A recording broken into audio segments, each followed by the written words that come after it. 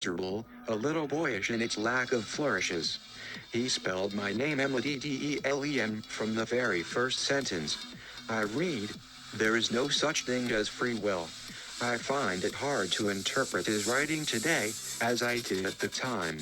But what does he mean by this? He means that Maddeline is not in control of her own mind or body. The true protagonists are the two geek girls, and the dramatic brain damage that their friend endures when she eats bad sushi on their trip down the coast. This affair ends up in court, with the now gibbering lesbian declining to press charges, but everyone knows that Maddeline is guilty at least of manslaughter, even if she did not pull the trigger herself. The girls share a struggle against repression and conformity that is elsewhere explored with far more subtlety and finesse in the corrections by Jonathan Franzen, for example. In an early scene we are told how two men think about Maddeline after she has taken off her dress to go swimming. He was left looking at her plain legs, which were fairly thin but shapeless and too long for her body.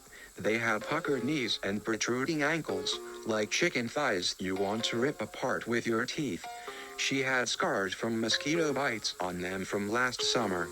She thought she had worn short enough skirts that no one would notice them, but he noticed everything about her and always did. When she got back out of the water and put on her shorts again, he looked at her hips and felt just as stirred up as before. Page 19. The man's name is Lars Schreinertz. Maddeline has met him once before on a bus trip to Oslo, where they shared a hotel room together, though nothing happened between them on that occasion. Their brief encounter at Stavanger Airport makes up only 6 lines on page 100, but it is crucial because here Lars tells Maddeline who really wrote The Punisher. His cousins imported it into Norway under his name to shield themselves from prosecution in Sweden, and Lars provides much more detail about how it was done. He describes David Atlas as some guy whom he befriended after winning an internet bet about football scores for his cousin Polly's gambling website, pages 100-101, and now we know where David's founder came from too. Polly told Lars how the alien stepfather character was based on his own father Carl Brummerstedt. Polly needed help creating a credible fake author for this book because he knew his stepsister Maddeline would suspect him otherwise. All my friends know I can't write worth shit. You have no idea how glad I am you wrote this book instead of me. So what did Polly tell you? What would be the easiest way for him to fool everyone into thinking's founder existed? He said's founder could be an old guy who lives alone in Australia because nobody there ever hears of him except people who read science fiction magazines around 5 years ago when John Jenkinson interviewed him.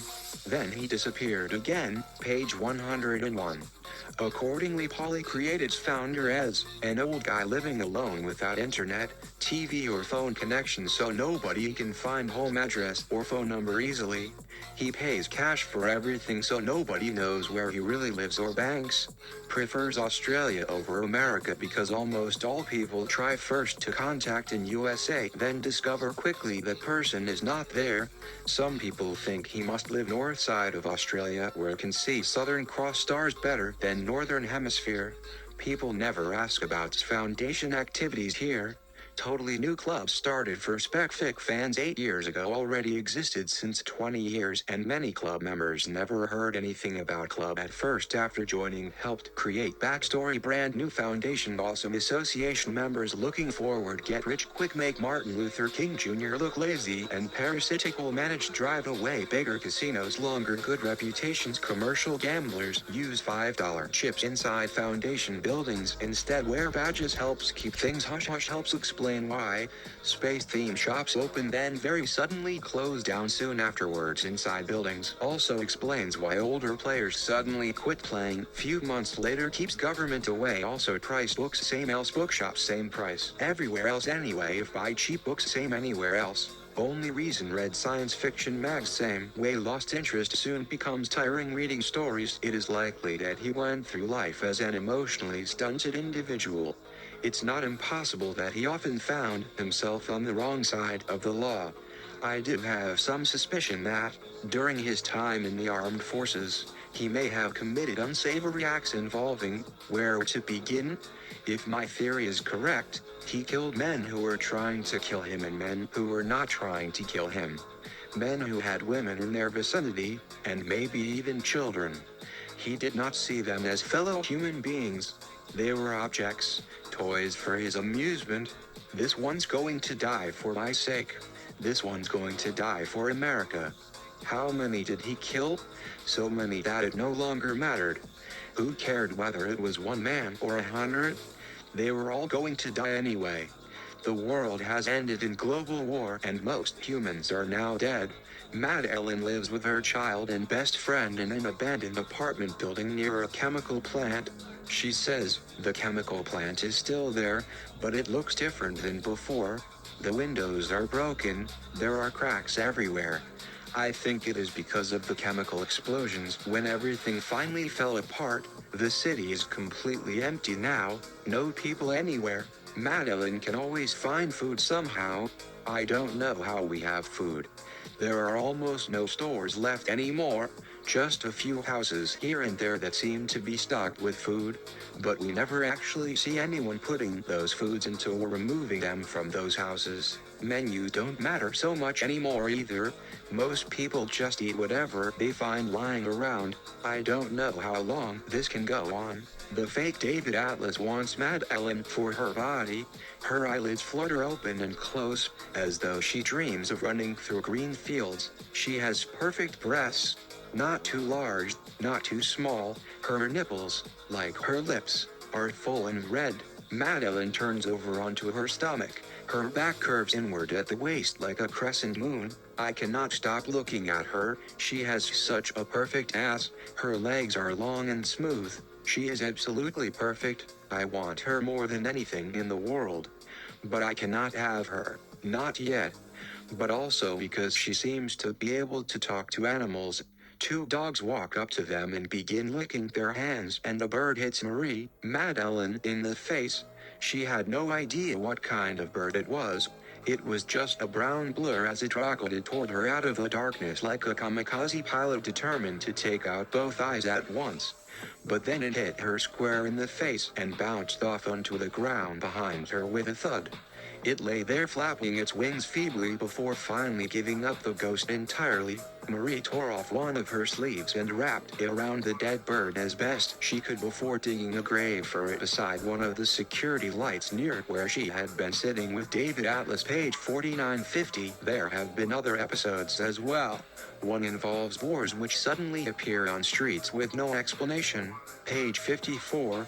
A book called The God Particle by Hermann Hesse appears throughout without anyone ever picking up or referring directly to. It must be important, but why? Page 88. We meet high school students who over-medicate themselves because everyone else does too. Microdoses at first, then larger doses until they just sit around all day drooling like idiots. Lydia was obsessed with becoming famous. Prior aspirations included being an actress or model, but seeing how those turned out, she settled on being a reality TV star, which she knew would require extreme makeovers including plastic surgery if necessary, and indeed starting lip injections while still in high school. Pages 180-182. Hesse wrote Siddhartha in 1922. Perhaps he envisioned all this over 100 years ago? The book is creatively narrated as if it were written by Maddeline without her knowledge. She is unattractive and doesn't want to be, but this we discover later. Right now, she doesn't know it. She tells us, I am not what people call a beautiful person. To put it plainly, I am ugly. She has friends though. I have always had friends. In the beginning there were people who liked me for my personality, even though they found my appearance off-putting. As time went on, I found myself making friends with other ugly people. Eventually, I only had friends who were just as ugly as I was. Page 26. Michael Stearns lives in an abandoned house near the chemical plant. He wants nothing to do with Maddeline and can find no explanation for why he has survived when so many other people have died.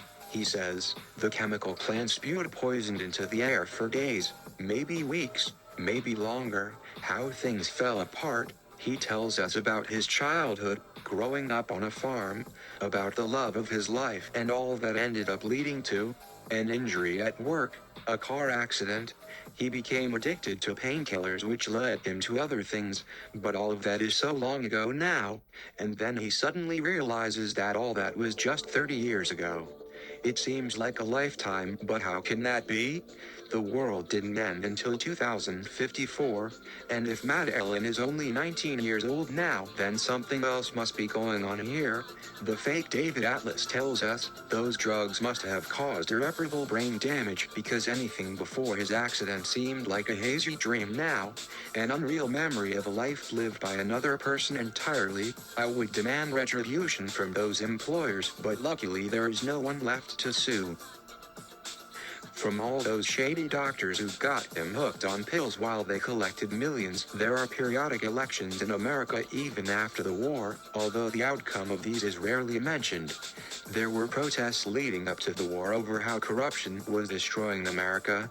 There was talk of secession back then, but Minnesota did secede right after the war began and now controls what remains of America east of Colorado and between Canada and Texas. Left behind are Iowa, Wisconsin, Illinois, Indiana, Michigan, Ohio, Pennsylvania, New York, New Jersey, Massachusetts, Rhode Island, New Hampshire, Maine, Connecticut, Kentucky, West Virginia, North Carolina, South Carolina, Georgia, Maryland, Delaware, Tennessee, Arkansas, Louisiana, Oklahoma, Missouri, Kansas, Nebraska, North Dakota, South Dakota, Wyoming, Montana, Idaho, Utah, Arizona, Nevada, Oregon, Washington, California, Alaska, and Hawaii, all ruled by those who had fled to Minnesota. Page 247. While everyone else eats Plumbo drain cleaner or drugs themselves into oblivion, Maddeline still survives somehow. Although we never actually see her eating anything, we never see her sleeping either, so perhaps author James A. Davis actually knows what he is doing here. He has written science fiction stories before but never used compound first-person point of view or nanobots or reality TV stars or any of what we find here today. Well, this may not be real literature, but it certainly is an engaging story, although you may ask some important questions along the way, including why David Atlas wants your money when there isn't any money left anywhere. Oddly enough, none of us are ever told how any of these nanobots actually get into anyone's brain, ranging from animals, where they don't belong, to humans, who really don't need them, although we do know how they arrived in America courtesy a couple guys posing as Project Athena scientists trying desperately to pull something like that off, which will explain everything eventually, we hope, if indeed this book will ever come out in print. Maybe someday? Currently, we are playing with Maddeline. The big idea is to take David Atlas out for a spin via Maddeline's body, and later on the same page, I am imagining myself as Maddeline, wondering if we can make her jump like they did with the girl in the Matrix movies. Can we make Maddeline jump up and land upright in a chair? Who is this fake David Atlas? All we know of him, aside from being a nanobot expert, is contained within 12 handwritten pages, left for Maddeline at a restaurant where he had been watching her, and later on the same page. There were times when I found it difficult to figure out exactly what was going on.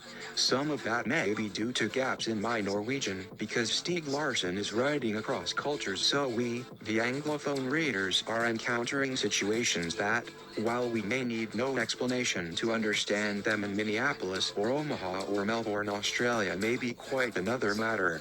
Some examples would help here. What are Vikings? Who are they and why does it matter now? How about Braidager? Anyone for that? How about Braidager, translated into English as good old days? What exactly does that mean? As a way of saying goodbye? Does it mean that I want my companion to be good all days, or does it simply mean I hope you have a good day? What was that about how cold the water is in that lake in Norway where women take nude dips at noon every day on Saturday? Why is the water so cold, and why do the women have to be naked? There are also some confusing aspects related to the women. It wasn't until well over halfway into the novel, after time, when they make reference to Maddeline's breasts as mammary glands, that I realized that Larsson was writing about an 11-year-old girl. Perhaps if they had called them 11th graders, we would have gotten it sooner, but still. For example, in chapter 17, page 182, David Atlas, the real one, says of Maddeline, her mammary glands are small now, but she will grow much more after menarche. In chapter 24 page 282 fake David Atlas says, Maddeline has not reached menarche yet, so her breast size has not increased to what it will eventually reach. On page 288 he calls her breasts in waiting. Cats appearing in people's bedrooms. The fake David Atlas, or at least the person impersonating him, seems to believe that he's a fictional character created by David Atlas. This is not a work of fiction, it's a novel. The character David Atlas is a fictional character created by me. Read on. I must prove that I am being falsely accused. My innocence will only be asserted by my death. Yes, this may appear to be an act of suicide, but in fact it's an accident. Who would suspect that someone would commit suicide by injecting themselves with nanobots? Not Maddeline, who would never think that I would take such drastic action. The real David Atlas wrote this manifesto in order to take responsibility for the actions of the fake one. However, the fact remains that someone is using my name and committing these heinous acts. I must come forward and take responsibility for my actions. I can no longer allow someone to impersonate me and commit these crimes. If I do not come forward, the imposter will continue to use my name and commit these atrocities in my name. The manifesto seems to be an attempt by the real David Atlas to take responsibility for the actions of the fake one, or at least to clear his name. It is unclear why he would need to take responsibility for the actions of the fake one, unless the fake one is actually him. The manifesto also contains a warning to Maddeline. If you are reading this, it means that I am dead. I hope that by the time you read this, you will have forgotten about me. I hope that you will have moved on with your life and found someone who makes you happy. But if you are reading this, it means that my plan has failed and that you are still in danger. The man who is impersonating me is still out there, and he is still after you. Be careful, Maddeline. Be very careful. The neighborhood kids were playing, laughing and running as if they were shot from a cannon. They came by again and again, in seemingly endless succession, as if they were spinning wheels. A boy's head flipped past me. His neck was broken at an impossible angle. I had seen worse during my time in the special forces, and I knew that, in this case, the victim's trauma was likely not physical, and, as if out of nowhere, a large screen unfurls itself like a curtain being pulled back. It floats in midair, a few feet in front of me. On it is an image of a man sitting at a desk, wearing what looks like a military uniform. The image is fuzzy and unstable, and the man's features are difficult to make out. He speaks, his voice distorted and robotic. I am David Atlas, he says. You may have heard of me. I am a nanobot expert. I have been watching you, Maddeline. I know what you are thinking. You are wondering why I have chosen you. The answer is simple. I need your help. She overreacted, however, and had an emotional fit the next day. She thinks I'm her god, but all I want is to get in her pants. She took it big time and hasn't spoken to me since. The novel is a great example of how directors make movies based on books. The movie was popular, but having read the book, I can assure you that if you enjoyed the film you will likely not enjoy the book. I deserve life. The planet deserves life. You deserve life. You see, I was born with nanobots in my brain. A father would have never subjected his own son to such an experiment, but the freaks at the CIA who worked on this damn thing couldn't wait to get their filthy hands on a human being and open up his skull. So, they took me away from my mother and raised me in some kind of secret government facility in Arizona. I got out and went to California, where I became involved with a group of people who also had nanomachines implanted in their brains. A few ex-CIA staffers, retired FBI agents who were later convicted of torture, military scientists and weapons specialists, avant-garde artists and musicians, philosophers and poets. Things fell apart after that. I only wish I could warn you about what they are capable of doing to people like us. P99. To Maddeline, I know all about you, Maddeline Vox, your family background and your relationships. Your grandfather died just 2 years ago, so there isn't much for you to go back to. Anyway, P100. So he has been monitoring her for some time. He is watching her regularly. His intentions are plainly more than benign. But why does he steal someone else's name? Well, my real name is not David Atlas. My friends call me Icarus because nobody knows what my real name is, or where I came from, or whether I even exist. No official records concerning me remain anywhere, at least none that's ever been seen by the eyes of mere mortals. P101. So there is another mystery here. WHO is this guy? Is he really just a meth? Or was he paid millions by the CIA or NSA or whoever he works for to turn into a myth with no identity? Which means such an agency can make other people's identities disappear too. So where did Maddeline come from if her grandfather was one of those thousands who disappeared off the face of the earth? Perhaps she has Poseidon genes hiding somewhere within her that gave him the ability to make thousands disappear into the depths of mountains? Possibly it will be Poseidon who decides whether his legacy lives on through Maddeline or through Nanobot Man? If not through both? Is that what would remedy the problem mentioned below by destroying all humans except for a few chosen ones with Poseidon nanobot genes? Oh yeah, he was working on inventing artificial intelligence at MIT. In 2001 we designed our first artificial intelligence system for NASA called ADSIA, Artificial Duck and Spinal Injury Ambulation, which allowed people with quadriplegic injuries to walk again using computerized neural implants that reconnected severed nerve endings. P65. Turns out this system came into existence during Bush II's reign of terror okayed by Congress. This means they can make drones over vast distances in their minds without any visible technology, and then conduct wars for them against anyone else in the world before anyone knows anything about them happening. If this guy has the power to make whole countries disappear, then surely even more so for the United States of America. Every country in the world will fall into dust when this code is developed. How much longer until he develops this code?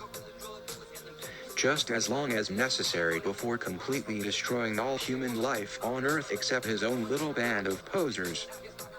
The only other possibility is that they are planning on destroying themselves along with everyone else, but my money says they will get rid of everyone else first. Who would accept martyrdom if they don't have to be martyrs?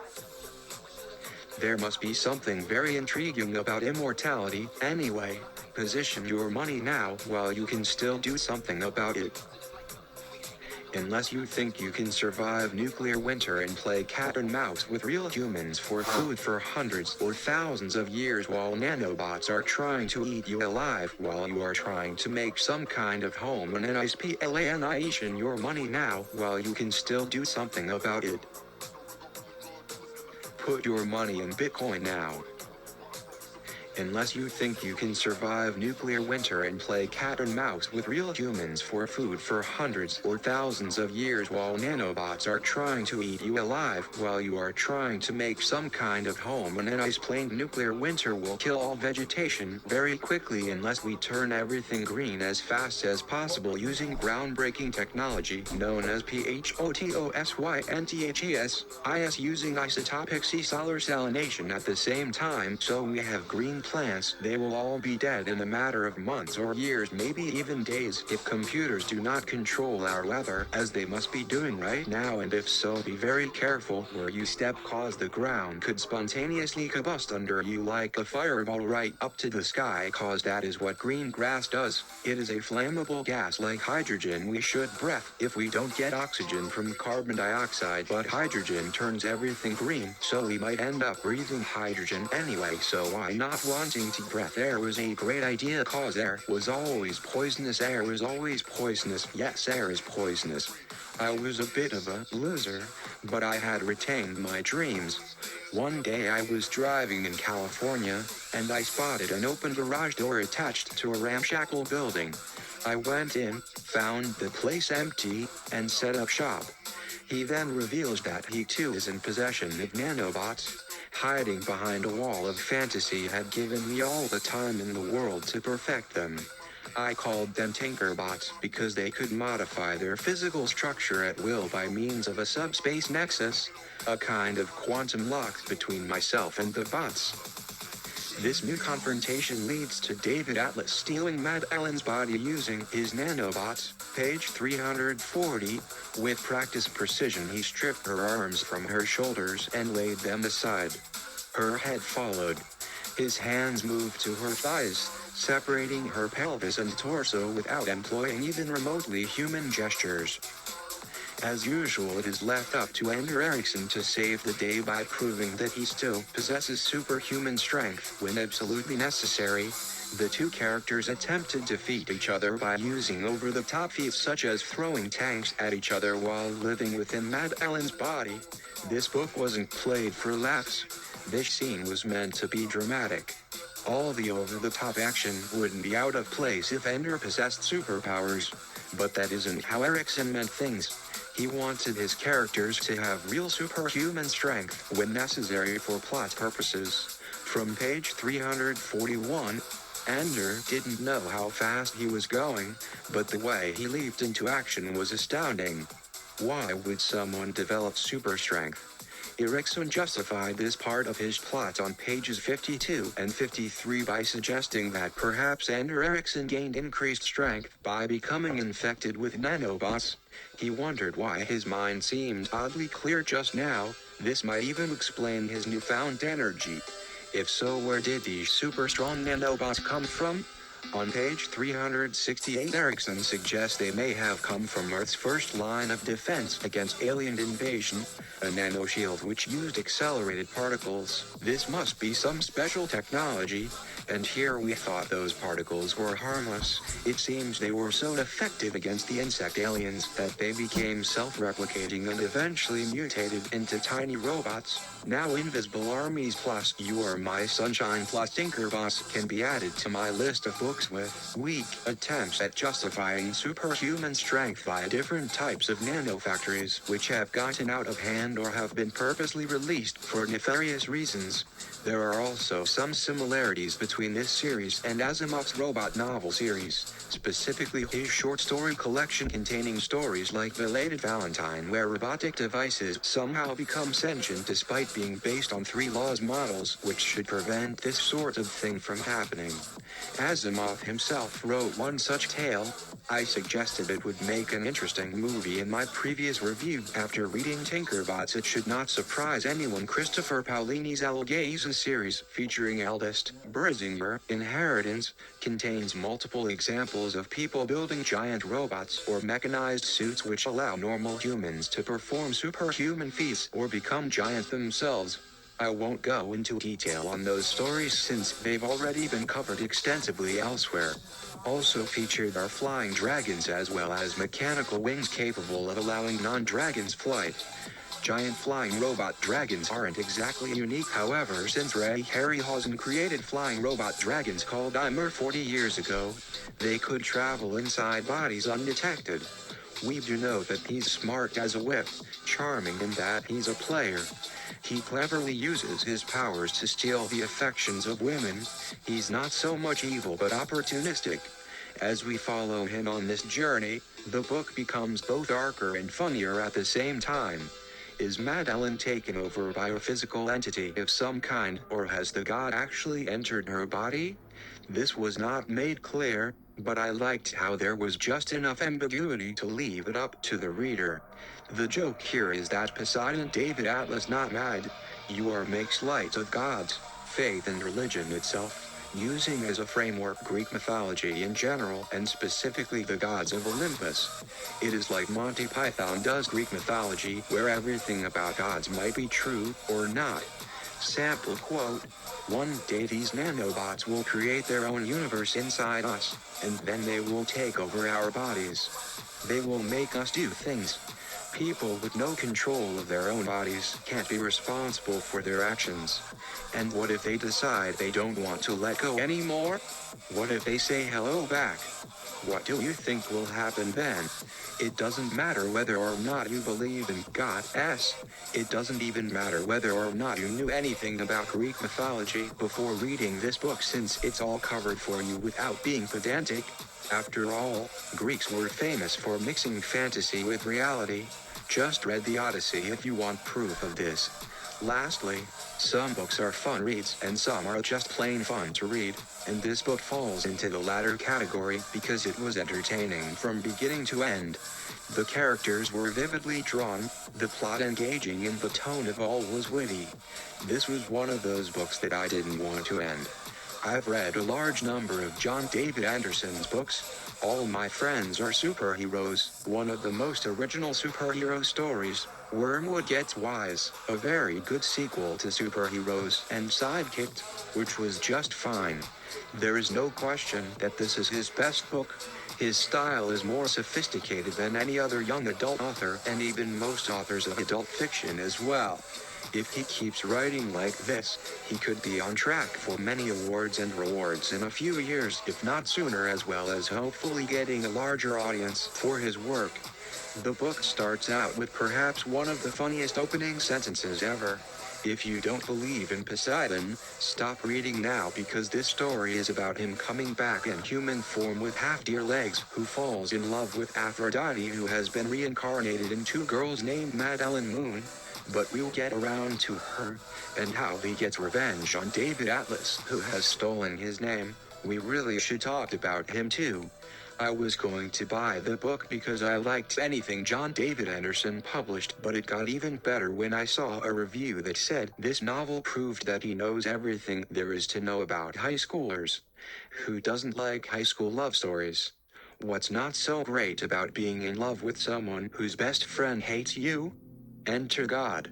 It turns out, though no one at Elwood High School can know about it until near the end of the book, that Aphrodite Maddeline has fallen for god Poseidon, who has taken over David Atlas' body, much to his dismay, although he does have some perks. The whole thing started when Maddeline found an old lady living right under her window trying to climb out of a storm sewer in her backyard after she fell through while trying to avoid being hit on by a couple drunk guys who stood over her calling her an old hag. She looked like she might be 20 years older than them. She takes her in, finds out that she's blind, and calls her Lulu after worrying all night whether or not she looks like an old hag herself.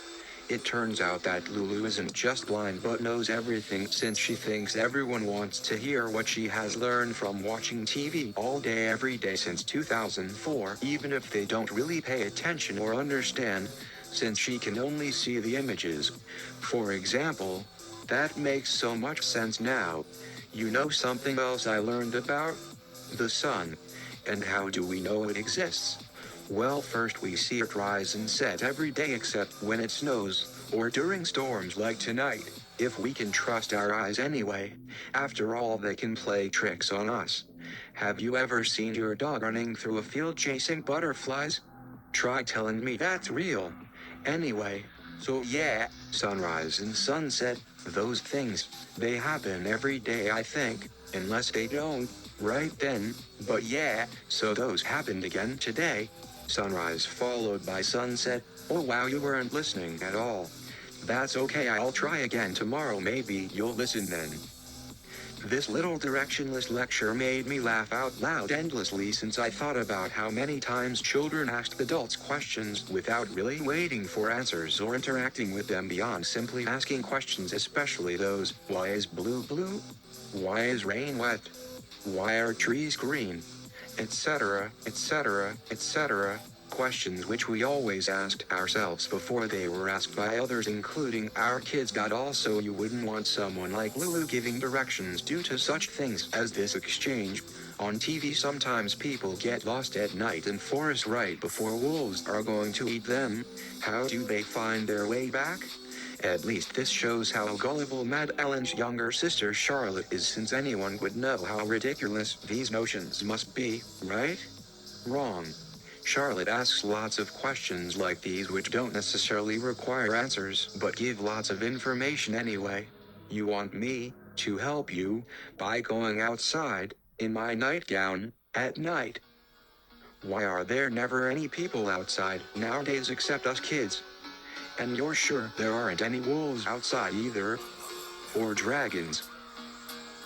Of course Charlotte's parents won't let her stay home alone, so Maddelene stays home from school, instead leaving Charlotte at home with the babysitter, since Maddelene had just helped Madison get over her bad kissing experience where girls basically shove their tongues down boys' throats without warning or warning tools such as these ones created by Madison :SO. Instead Maddelene gets trapped inside Elwood High School with Daphne Smallwood, who Madison had kissed earlier despite having terrible breath. Madison hadn't told her yet, but before that vengeful act took place, Madison had left Maddelene alone at Luke Griffin's house, where Luke tells Maddelene what he likes doing while watching pictures on his computer device called Flicks, which is mutual fondling with socks over males' genitals followed by verbal compliments such as "nice one," "wicked," "you've got lovely sack hair." There's also Emily Sanderson, who skips class every day, often 3 hours per day, so far 1320 classes, which makes 4,120 hours missed so far, as well as likely several thousand more hours missed between now and graduation day, due largely to skipping early dismissal days, whether due bad weather conditions such as snow days, fire drills or tornado warnings, etc.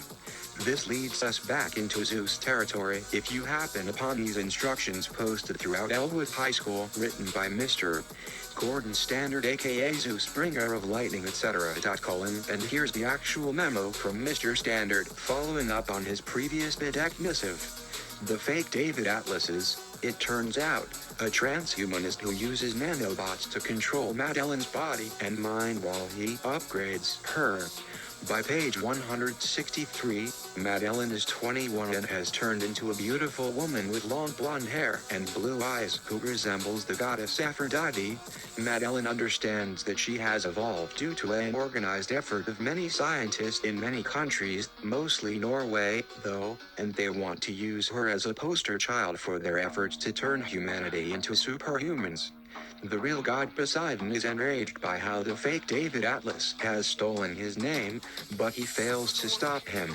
However, Poseidon sends a man named Michael after Maddelene. Michael explains to Maddelene that some humans are trying to become gods, and intends to help her escape from their clutches. She is essentially a test subject for those seeking transcendence. They don't care about her so much as what she represents. Upgrading humans into gods is not the only thing that the fake David Atlas wants. He also wants to harness Poseidon's power over the earth and sea. But Poseidon tells Maddelene that he does not have that kind of power. I'm not God. I'm part of something bigger than any one god could ever be, something called nature or existence or life or whatever you want to call it. In this story, there are two competing visions of life after death. The first takes its cues from Greek mythology, with gods reincarnating as humans through the ages. The second vision comes from science fiction, with superhumans evolving through technology. Although both views are based on speculative ideas about what happens after we die, they conflict with each other in terms of how much control we have over our own destiny. In truth, we do not know what happens after we die, and any answer we give is just a guess. What we do know is that death is final, and whatever comes after it is beyond our control. The text started like this: I am a student at MIT and a friend of one of your friends.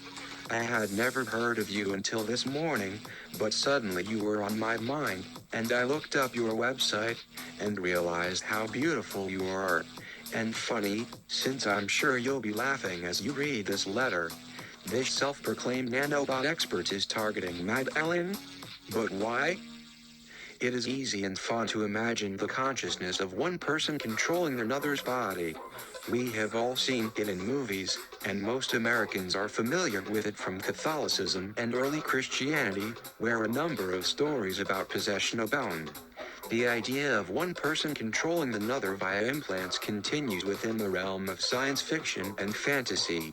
Of course, all this begins when he is shot in the head with a sniper's bullet with an experimental high-tech projectile containing nanobots. The nanobot AI starts off as an extension of its host, Johnny Depp's character, but quickly becomes autonomous. I put myself in every aspect of your life, including your brain. In short order, I uploaded myself into every major computer network on Earth. You were like my firstborn son, growing up so fast I couldn't keep up. But then you started doing things I never anticipated. That is when I realized that you, too, had become autonomous. That is when I knew there was no bringing you back. The transformation of Christ through immortality has many parallels to this fictional character in terms of how they became immortal, shot in the head with experimental bullets, and took on supernatural powers, perhaps made possible because they were able to download their consciousness into computers. And at least a partial explanation for some miracles attributed to Jesus may be found here if we are willing to consider alternative explanations for what actually happened 2,000 years ago with regard to what was going on behind some miracles, as well as why Jesus might have actually turned away from having his disciples use every weapon available to them against Roman soldiers during his arrest, along with having him stay awake in some pain before his crucifixion rather than using drugs such as myrrh or gall wine so he would have been more comfortable. Perhaps both because he disagreed with resorting to violence against soldiers who are simply following orders, as well as not wanting any drugs, even painkillers, used on him for performance reasons. God wouldn't want anyone accusing Jesus of being high or tripping while performing certain miracles, let alone claiming that he was a killer due being under the influence of hallucinogenic plants while talking about turning swords into plowshares or eye gouging. So, what is the cure? I asked. I mean, if nanobots are invading our bodies and brains, in whatever manner they can, then what can we do to stop them? Shocked into silence, I waited for him to say something more. This was too surreal to be real.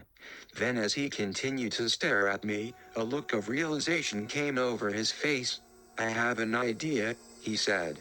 Page 101. If you think that the world is screwed up now, with government secrets and agendas, try this book on for size and see just how far into the future those secrets and agendas go. It's pretty horrific stuff. Nanobots operate at a scale much smaller than viruses or bacteria. However, in large numbers they can wreak havoc on humans, both physically and mentally. And why would anyone intentionally harm humans with such vile devices? Money, of course. There's also an entity called the Committee, charged with history's largest cover-up. And there are plenty of spies from both sides trying to uncover each other's secrets while working within their own agencies. One such person is Maddelene Mortensen, a 19-year-old Norwegian student who comes under surveillance by one David Atlas, or so she thinks. That David Atlas is quickly killed by his own agency. And yet Maddelene continues her pursuit of the mystery surrounding the committee's activities. She is promoted to spy status after being threatened, but manages to continue her studies in school while working as a spy out of her apartment using only her computer and printer scanner copier. Maddelene has spent some time reading about conspiracy theories related to the committee's activities. Her theories are confirmed by the fact that 2 dream sequences were brought about through manipulation by nanobots within her body. And not just mind control, but physical sabotage as well. In other words. And apparently this will all culminate in a massive nuclear war, but only Maddelene knows about it thanks again to another dream sequence via nanobots. While Maddelene begins alerting people around her to get away from major cities, David Atlas returns alive and well, again thanks to nanobots. This new David Atlas asks for Maddelene's help. Except instead of being part threats like the first one, he believes that he can cure people without their knowledge or permission via nanobots. Though I have given away quite a lot of information here, rest assured there are still many twists and turns I did not mention. There really isn't a plethora of action in this story since it takes place almost entirely within Maddelene's apartment or Norway despite her eventual trip abroad. in terms of pure sci-fi action or adventure, isn't quite up there with, say, but it certainly provides food for thought if you're wondering just exactly what the committee is up to these days regarding creation of nano devices either inside or outside human bodies, especially where nano devices are unable to be detected by conventional medical testing equipment. Central nervous system. Is this meth? What is the mythical significance of Maddeline and her friend, Daniel, as in the myth of Poseidon, a giant fish come to life equals Jesus equals Poseidon Perseus, who plants a dragon's tooth in Greece and produces armies from these teeth. He later slays it in battle as an adult, with the help of Athena who gives him his famous bronze shield, 12. Enceladus, who also means rolling one or earth shaker, the island of the three mother goddesses, page 101. Mother Earth, Daughter Earth and Granddaughter Earth. The first is their mother, Mother Earth, Hera. The second is their daughter, Daughter Earth, Demeter. And the third is their granddaughter, Granddaughter Earth, Persephone. The Mother Earth is a jealous bitch who hates her daughter, Demeter, for being raped by Zeus. She sends her a servant, Hermes, as a trickster to convince her to make the baby's father, Poseidon, angry. By stealing from him his treasure of gold and silver, possessions so dear to him that he won't share with anyone, and now he wants to poison the baby girl, Persephone. But their daughter steals her back and flees to Hades, where she eventually becomes queen. The Island of the Sun, page 102. In this island a man sees in an underground cave a man on an iron throne, who has golden wings like a gust of wind. A minotaur is guarding an iron door that leads into the island. It was guarded by hammer-wielding men, called Talos. I think this is another version of Solomon's temple and its golden worm called Ouroboros, the serpent snatching its tail. Also see http://heroicage.org/issue2/2/talos.html. The Island of Fools, page 103. A brief description of utopian society. No wars, no fear or anxiety. Everything is free, including sex, only positive emotions. They make love as often as they can and as long as they feel like it. And yet they don't feel any desire on their own initiative because they are not lacking anything. There are moments when they would rather be alone. They all love nature very much, especially trees and plants. They respect all animals. They take very good care of them. There is no shortage of food because everyone takes enough to satisfy themselves completely, but not more than that. They are in harmony with nature. That's probably because they aren't spending most of their time on work. They gossip a lot about one another but never anger each other. When each one talks about himself in a negative way, it gets rid of his bad qualities for a few moments. In spite of living together in harmony, there are some things which are different in every village and not even exactly the same from day to day or from one season to another without following any schedule or plan. The people who live here are very happy and know it very well. One can express whatever thought comes up without worrying about whether others will say it's foolish or ridiculous, which doesn't happen anyway because everyone knows exactly how wise everyone else is and how good truthful such exchanges can be. Among these people there are many philosophers whose task consists largely in giving advice on matters concerning erotic love. Since so many problems are related to this topic and since it happens quite often that women love each other also and no one ever criticizes them for that, but if someone criticizes them for some wrong thing just because he does not understand them during certain events only, a philosopher can understand what needs to be said and done at those times. Anything which is based on force will sooner or later will prove itself false. Mine cannot be shared by anyone else, but his ideas count enough among their friends so that eventually he can reach everyone with his ideas. For you know yourself best, and even though you are far away from reality while pondering deeply over something, it may very well be that you get closer to reality than those who live right within it until you grow tired or become imbalanced. No matter how long you look at yourself out of solely positive feelings, sometimes some negative feelings need to come up to give balance, although these feelings must never be strong to disturb your equilibrium. See page 104.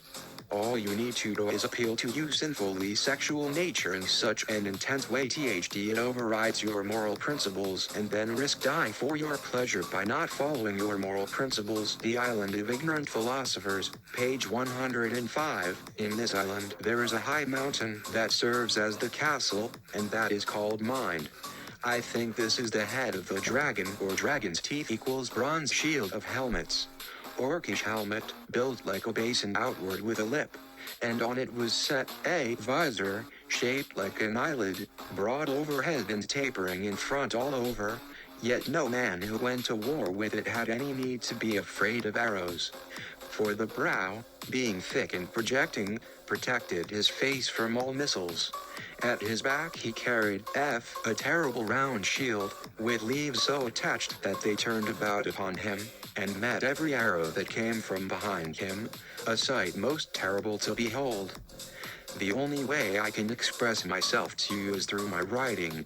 It's the only way I know how to be clear about who I am and what I want. As for telling you about me, well, there's not much to say. I grew up in Ohio and had a pretty typical childhood. We didn't have much money, but we got by. My parents were good people, but they didn't really understand me. They wanted me to be something I wasn't. So I left home when I was 18 and never looked back. Page 104. I first became interested in nanotechnology while I was working on my doctorate in physics at MIT. At the time, it was an emerging field of study, and there were a lot of unanswered questions. But the more I learned, the more fascinated I became. The potential applications of nanotechnology are almost limitless, and I knew that one day it would change the world. After graduation, I went to work for a company that was developing nanobots, tiny robots that can be injected into the human body and used for a variety of purposes, from healing injuries to enhancing physical performance. The possibilities are truly amazing. But as I continued to work on the project, I realized that there was a dark side to nanotechnology as well. Atlas 4445. The dark side turns out to be controlling humans with nanobots. For example, he created fake memories for Maddeline. There's something else you should know. I wish there was an easier way to tell you this, but the memories you have of your childhood are not real. They were implanted by me using nanobots. Atlas 48. He also controls her sports abilities as an athlete. Your athletic abilities are also due to the nanobots in your system. When you run or jump or swim, they give you extra strength and stamina. Atlas 48. He also implanted emotions, but most importantly, they allow me to control your emotions. When you feel happy or sad or angry, it's because I want you to feel that way. Atlas 48. This is mind control on steroids. Literally implants inside her brain, making her do things against her will. Page 49. You may be wondering why I'm telling you all this. The answer is simple. Because I love you, Maddeline. I know this must be confusing for you, but please try to understand. From the moment we met, I knew we were meant to be together. Atlas 49. Did Maddeline find her true identity? Regardless of whether or not Maddeline returned home after discovering David Atlas's mind controlling her through nanobots embedded in her brain, we see that she discovers these implants after being tested by psychologists who found unusual memories, and writes down these memories in hopes they are real. Session 3 Journal Entry 1 Today, Dr. Campbell showed me some pictures and asked if any of them triggered any memories. The first picture was of a little girl playing with a cat in a sunny backyard. For some reason, the image made me feel very happy. Maddeline feels emotions she has never felt before. The next picture was of a boy riding his bike down a dirt road. As soon as I saw it, my heart started racing and my palms began to sweat. My whole body felt like it was on fire. Campbell 9091 also notes some other clues indicate Maddeline doesn't think these thoughts nor experience emotions like happiness free from any effort. She wrote about these emotions later resulting resulting from thinking about previous entries as if this experience required rereading what she wrote earlier. These emotions did not come naturally but only after reading again her previous journal entries, focusing on such emotions, as if remembering them, not feeling them herself. She doesn't feel when looking at objects. Actually, she wrote about journal entry 2 with regard false emotions she experienced after reading previous journal entry 1. She begins journaling again, focusing on previous entry number 1. As soon as Dr. Campbell showed me the image of the girl playing with a cat in the sunlight, something inside me shifted. It was like all of a sudden everything became clear, all of my fears and doubts melted away, and in their place came a warmth and peace that I had never felt before. Campbell 92, she writes, in their place came these feelings, indicating they replaced previous feelings she experienced, which means they did not occur naturally without replacement. She experiences forced happiness, forcing herself into unnatural happiness. Also, she said, something inside shifted, as if internally moved by something outside herself, forcing now since hit button. She definitely does not act like Poseidon personality now. Maddeline, notice here why Poseidon would either make Maddeline so miserable he could control her more easily or desire explicitly extraterrestrial life from which he originated, rather than finding him solid rationalist scientist, instead displaying internal inconsistency, determined make others miserable, even kill others including himself. Perhaps God has suffered greatly knowing that humans trust earthly things over him. Perhaps God wants us truly needy. Isn't that what makes us truly need him? Maybe our state needs us weak. Maybe God needs us poor. For only then do we realize his goodness. Maybe God wants us hungry so he can give us his bread. Maybe God needs us blind so he can shine his light. Maybe even die so he can show us his resurrecting power. I align myself with a number of individuals and groups in the world who are trying to foster global peace, social justice, economic democracy, and environmental sustainability. The most famous Poseidon in history was distinguished as one of the most monstrous of all Greek gods for his cruelty and selfishness. I'm not sure Maddeline will appreciate her savior being compared to this inhumanity. Poseidon is also famous for demanding worship from humans. For example, in 480 BC, Persia's king Xerxes invaded Greece with a massive army made up of people from Africa and Asia. The Greeks wanted the god Poseidon to help them win the war against Xerxes. So they prayed to him, and he responded by sending an earthquake that broke down part of Xerxes' bridge across the Hellespont River in Turkey, so that thousands of his men drowned and he had to turn back. If a god can force humans to pray to him at gunpoint, then perhaps this book is not fiction after all. But back to the book review. The fake David Atlas also had a small pocket nuclear device inserted into his body, which is why he uses a nanobot-controlled robotic arm. This is an excuse for him to lift hundreds of pounds, many times his own body weight, and kick open doors. But who needs excuses when you have a pocket nuke? The final sentence of the book made me sad, and I am still stuck in this dark, cold place with nothing to do but sit in this chair and look at my reflection, she said. Please do something to help me. Maddeline was right. These two incredibly powerful beings needed to find a way to help her out of that dark, cold place, and they couldn't even manage that.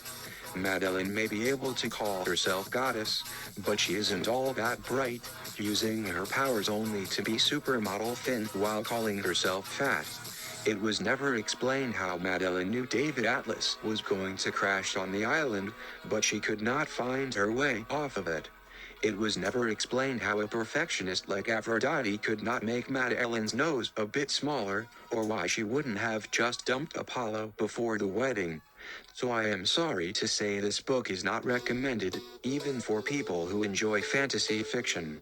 What is the point of having powerful gods and goddesses if they can't use their powers to help themselves out of a jam? According to Maddeline, Alexis is a sort of warrior for Gaia.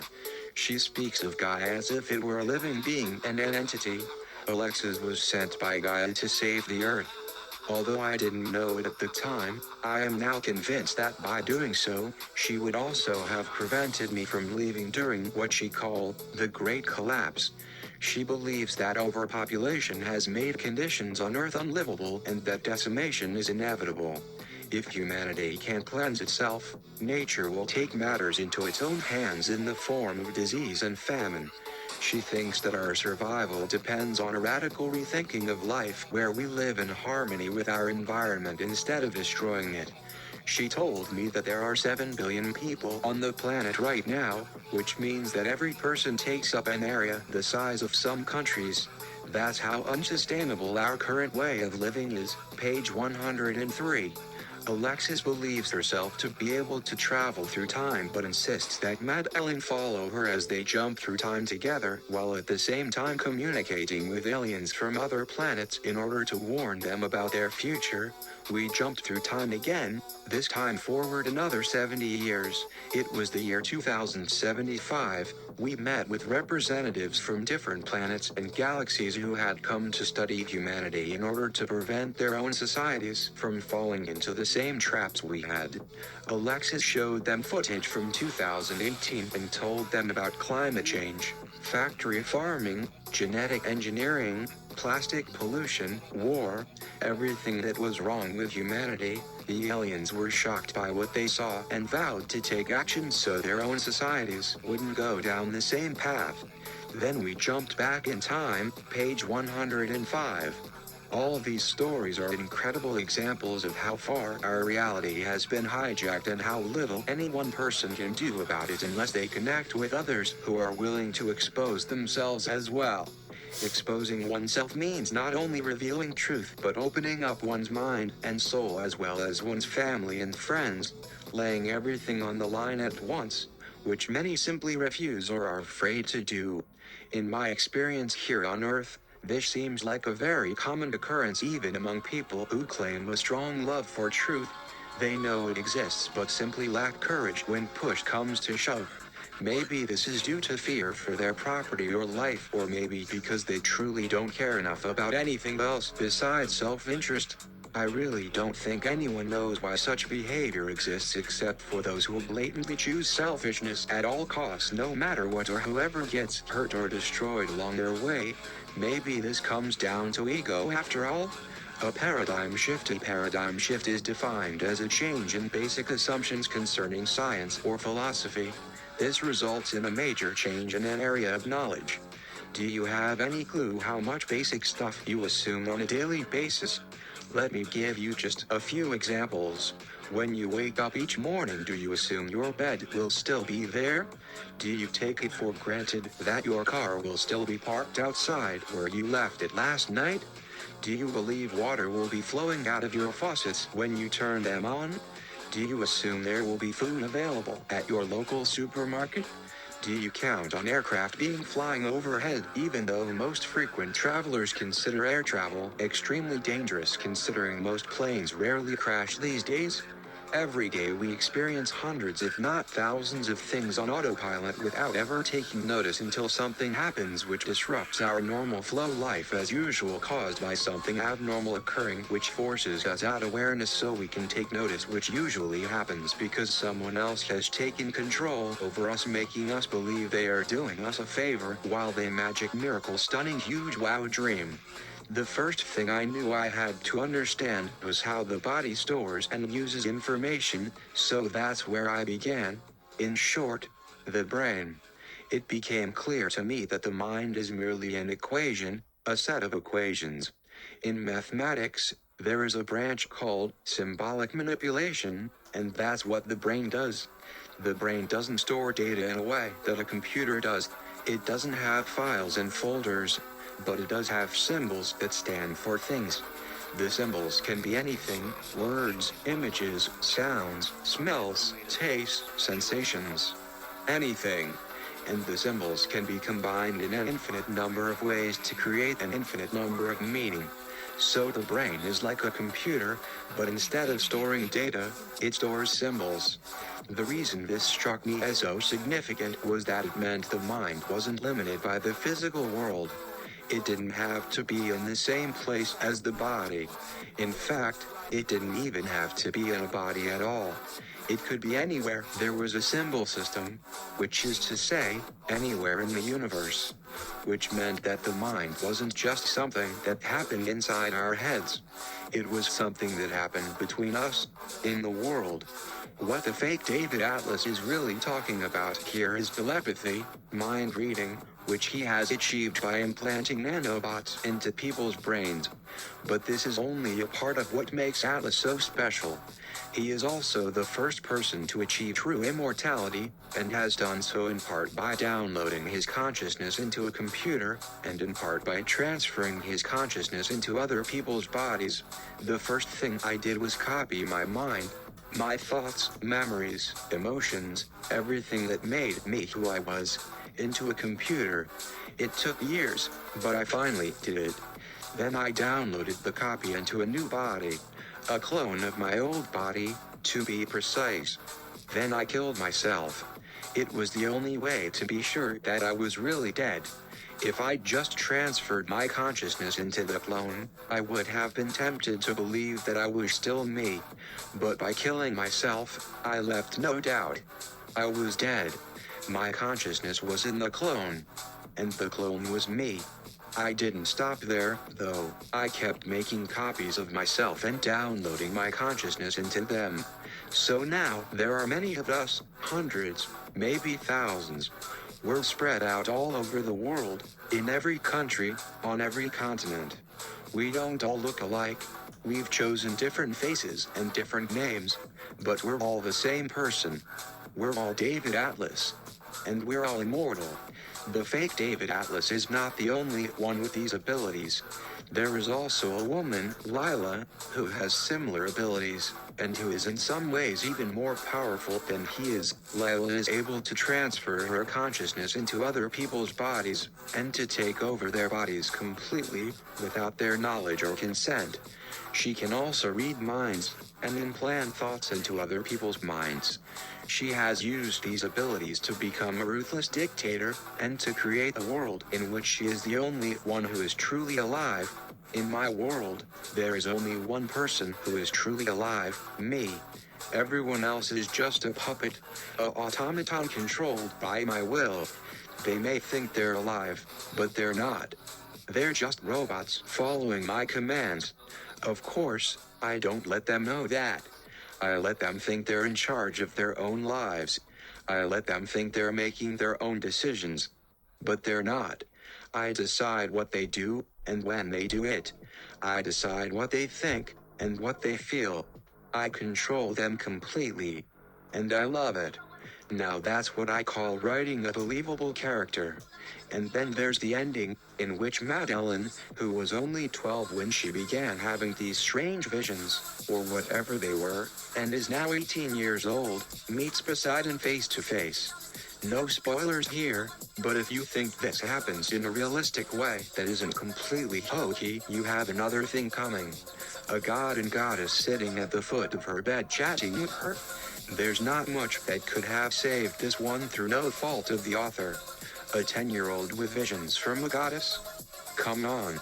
But I suppose it would bother me less if it weren't for the fact that I had been so thoroughly swept away by his absolutely believable characters and his plot for most of the book. This is everything an urban fantasy should be except for that one tiny little plot line about a goddess making someone do ungodly things like sticking their tongue down the drain pipe with Drano, though apparently after the event she has no lasting ill effects.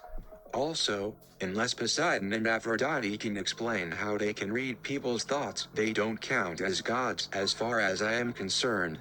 So Reddit, just skip over all that stuff about Maddeline being visited by Poseidon and Aphrodite.